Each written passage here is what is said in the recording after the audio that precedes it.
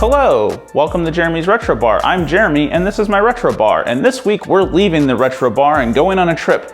But of course, first we're gonna need to make ourselves a drink. But don't drink and drive.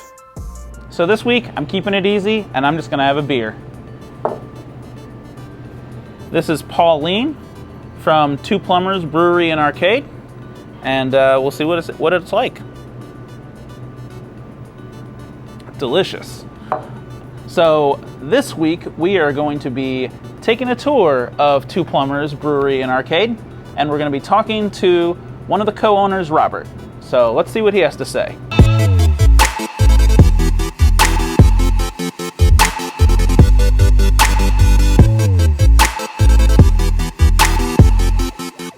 My name is Robert Schowengerdt.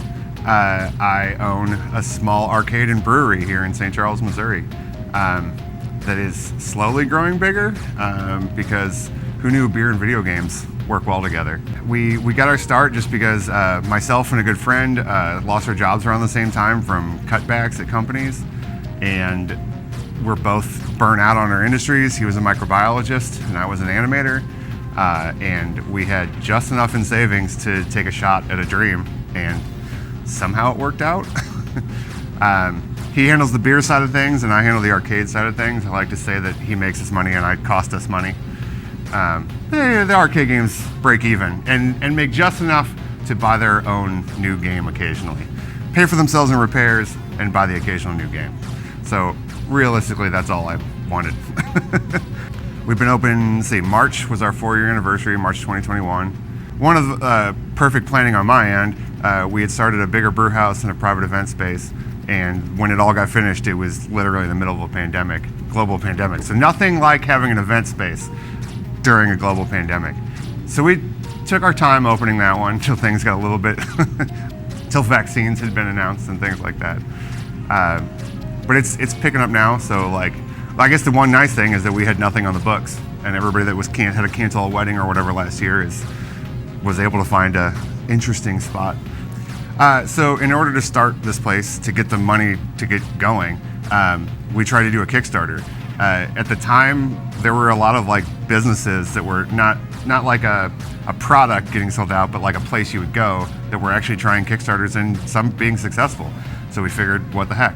We had a pretty good initial launch, and then that Kickstarter slide happened and we never picked up at the end. I think we hit 75% of our goal, 50%, I don't remember, but the one nice thing was that it built an audience for us, which I didn't expect. So we had all these people that were following us every step of the way on social media, even though the Kickstarter failed. So when we opened, we opened with a bang, and I had done no advertising. Even though the Kickstarter failed, it was actually still beneficial. Since we're not just an arcade bar, we're an arcade brewery, we actually make beer here and went to all the beer festivals and stuff, and to try and stand out from all of the other breweries. It's part of the reason we ended up with all the arcade games, just a way to stand out. And so we built a custom cabinet that had taps on the side and poured beer. And it was the coolest thing ever. It still is cool. It lives in my basement because we learned real quickly that hauling an arcade cabinet was way too much work for going to every beer festival. So for the arcade, when we started to choose games and stuff, it kind of worked out that I'm a generalist. I just like arcade games and pinball and stuff. It wasn't like I was super into hardcore street fighting games or driving games or gun games or 90s beat 'em ups or whatever. It was just I liked all of it.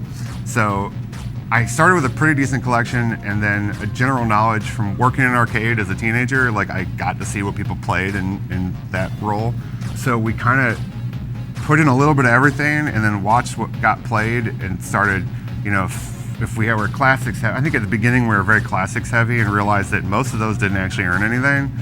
So certain ones do for sure, like Donkey Kong, Pac-Man, Frogger, but Time Pilot or something that is known, but people don't really care. They want to see it. Tempest was a great example. People loved seeing our Tempest. No one ever played our Tempest. But we've just kind of tried to cover the bases. So we finally have a couple of sports games in here, NBA Jam, World Series 99 baseball, Golden Tee 4, which I believe is the last one that was the old school cabinets, not the big stand-up things. And we just had to charge a quarter for all of our stuff for the video games. So it blows people's minds when they can play a full round of golf for like $1. Pinball definitely has the biggest following, I think, for us, but St. Louis in general has a huge pinball following.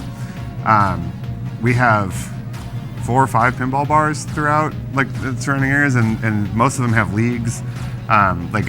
We do a league on our Wednesday night, and it's a blast.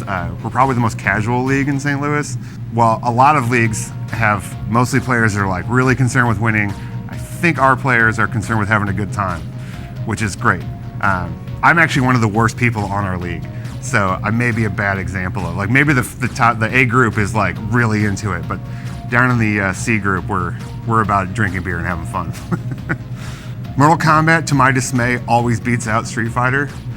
Every week it'll make like $10 more in quarters than Streetfighter, and I feel it should be the other way. So we have some of the only like candy cabinets and just Japanese stuff that definitely in St. Charles, but surrounding area and stuff. In fact, we have a couple of games that are probably, I think there's only a handful of the hardware in the US on location, and we have, I know at least 1 or 2 titles are exclusively here right now. It's a new set of hardware called Exa Arcadia. It's out of Japan. One of the creators of the system, though, the hardware, actually grew up here in St. Charles for a while, and I met him hanging out at retro video game stores. And so when he released an arcade hardware, I had to have it. It just feels that like local hometown thing. And it's kind of like a Neo Geo where you can put up to 4 different games on it. And it's a lot of the way it is done in Japan now is that everything's network connected. And if a creator of a game puts a game out, they get paid by plays, not by selling the game to a distributor or whatever. But this brings it back to the old model where that creator, they sell a copy of their game and they know they've made that much money for it and so on. And it's kind of, I guess it's, at least with the old creators in Japan, that's a pretty rad. We mostly have shooters though, because one of my buddies who's actually paying for the games. As a small business owner, I can't afford new hardware. It gets expensive. He is massively into shooters. Shmups, I think, is the kids call them these days. Candy cabinets are like a generic term for the Japanese sit-down style cabinets. I'm a little rusty on this, but I kind of want to say maybe Neo Geo. Somebody released one that was called a candy cab, and the style they were like the first of that style, and it just kind of took the name stuck. At least within America, the name is it's kind of always been to describe those sit-down Japanese cabinets. I know a lot of places like to have fully restored, perfect condition games. I think that might be my age where like when I was going to arcades, they were kind of beat up and just held on by a shoestring. And that's just the way I like a little patina in my cabinets. It doesn't hurt considering we're also a bar that if somebody spills a beer on it, I don't have to worry about it. I just like them a little rough around the edges. But on the other side of that, I can't stand if a joystick or a button or something isn't working. So I'm fastidious about making sure like every day, a couple times a week, we walk around and just play test every game to make sure something's not going. And we have like really good regulars that'll point stuff out, especially pinball.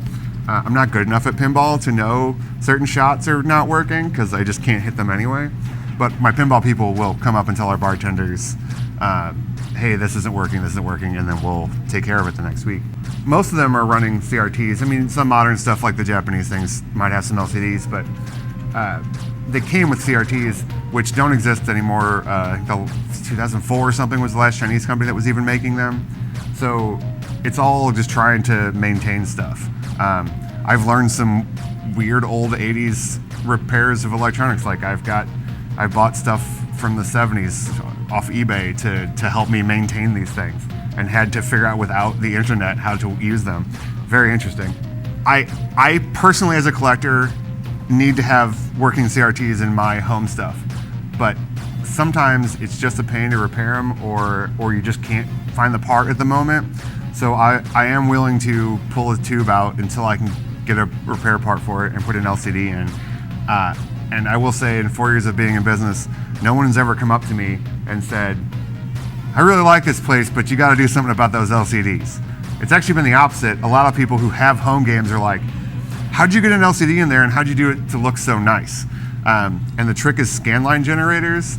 It's just a cheap, easy dongle that goes in line on the video feed to fake scanlines on CRTs.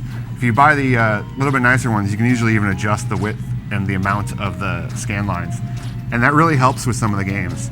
I guess the idea is they were designed with those intent and they need them to have it look right, but some games actually look pretty good, extra crisp. It's just down to how you feel about it, like most things in life.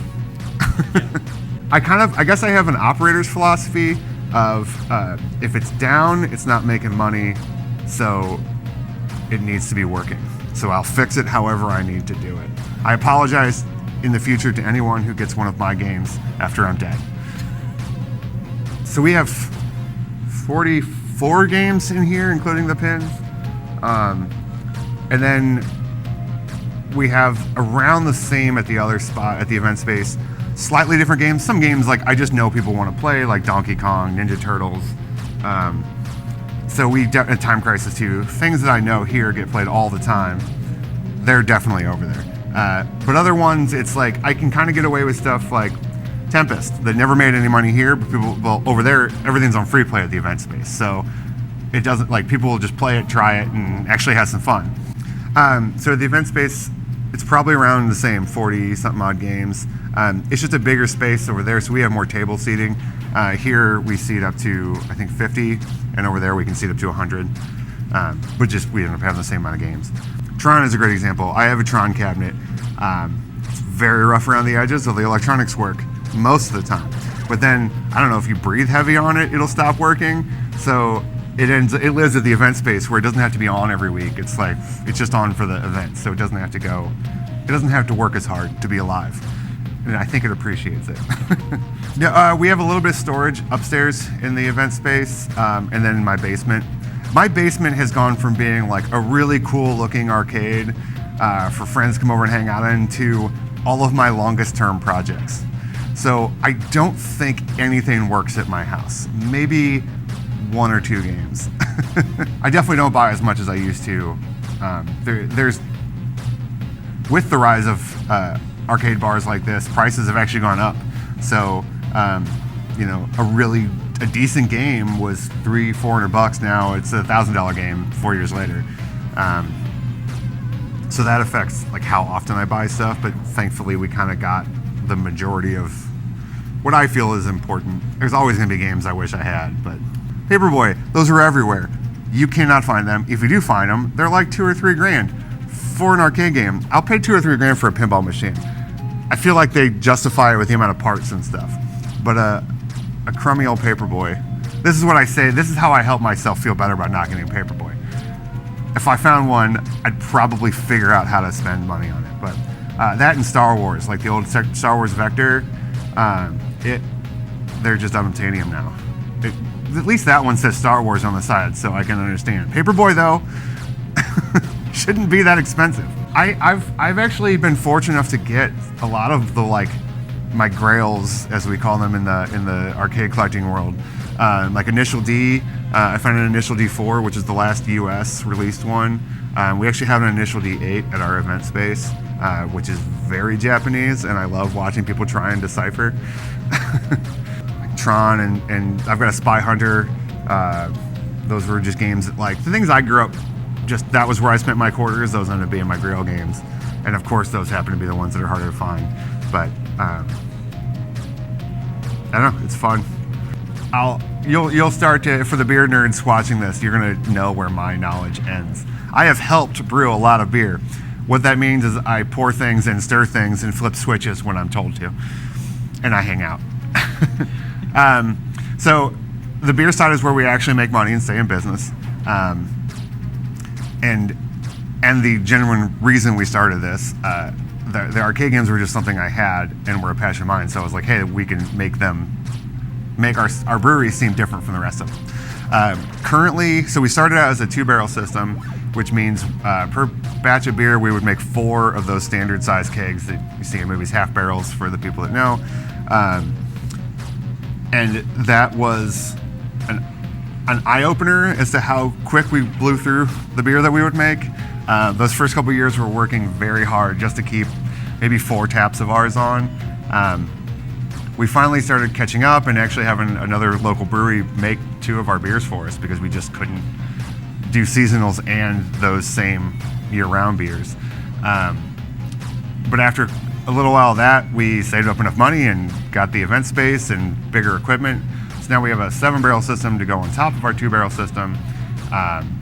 So 14 of those kegs. It's basically a month's worth of work. It's done in one day over at the other space. So it's pretty great.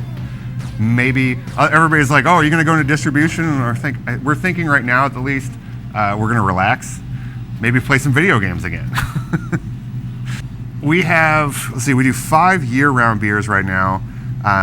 We've got a blonde ale called Pauline, named after the heroine in Donkey Kong, or the girl Mario's saving. Old 42 is our Hefeweizen. For the name for that one, we kind of combined a couple of things. We originally wanted to make a beer named after the old 96er from Great Outdoors. The 42, so we changed it to 42 because of Hitchhikers. Instead of old 96er, it's old 42. And then there are, with the Hefeweizen, we use a non-traditional hop in it called Galaxy, which gives it a little bit more of a citrusy note, and it's called Galaxy hop, so it kind of plays in with the 42, at least in my brain. Let's see, so we do Braunemantel, which is our American brown ale. It is, well, at the time, Google Translate said it was brown coat, is the translation for brown coat from Firefly. There were a lot of brown coat ales, so we decided not to. They were like, well, what sounds the coolest in another language? The translation's a little bit off. If you go now on Google, it says it's either it spells it different or it's a slightly different word. I don't remember. We were told by a German teacher who came in who said it was close enough for Americans. So we left it. We do Magic Potion, which is our Irish red ale.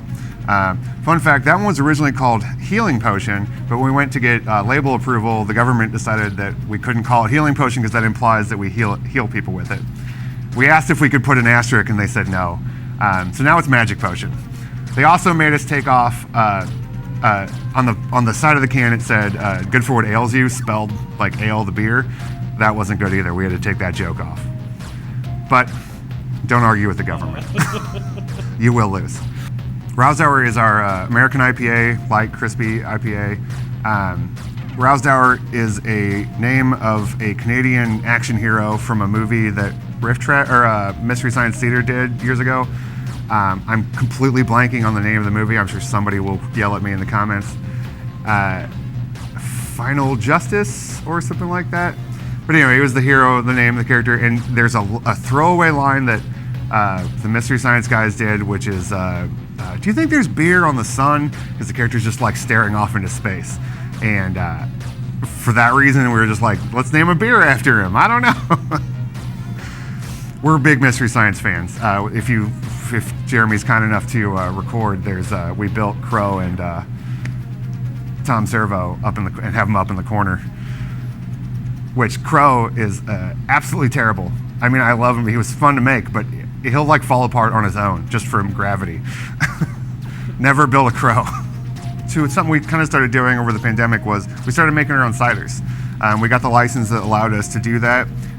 We noticed definitely with the gaming side of things, a lot of people really liked sweet drinks, and so rather than deal with distributors and trying to always get something in stock, we just decided to start making ourselves. And now we can play around with the flavors and do more interesting stuff. Right now we've got a dry cider called Deadpan on. We have a regular apple cider we call Cider Scroller, just because I wanted to. That was a pun I came up with while drinking, and I decided it needed to be a cider name. So we've got Blackberry Jamma. For the hardcore arcade guys, Jamma is the industry standard, also the name of my cat. And we've just done a couple other, Blue versus Red's, a blueberry pomegranate. They go over really well. In fact, if you come in here and you don't like beer, but you want to play arcade games, get the ciders. They're fantastic. I think we were having a Slack conversation with me and some other friends, just throwing out like dumb names for arcade bars. Here's a one that almost stuck.